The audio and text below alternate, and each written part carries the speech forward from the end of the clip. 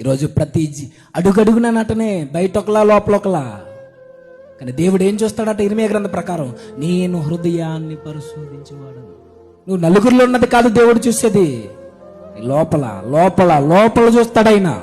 Profile pic ప్రభువుది పెట్టుకున్నంత మాత్రాన క్రైస్తవుడు అయిపోయామనుకోకు. లోపల హిస్టరీ చెక్ చేస్తాడు ప్రభు.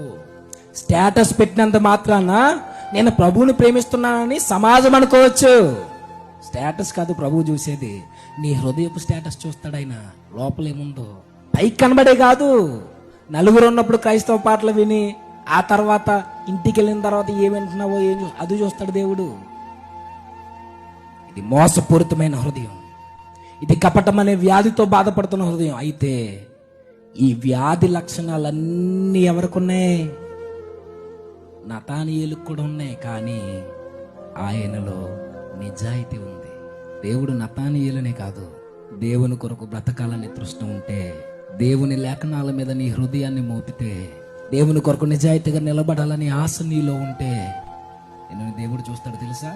నువ్వు ఎంత ఏ మారుమూల ప్రాంతంలో నువ్వు నిలబడి ఉన్నా, నీ ఊర్లో వారు నిన్నెవ్వరు కాదన్నా, వాళ్ళ స్థిరంగా నిలబడితే ఈ దేవుడు నిన్ను చూస్తాడు.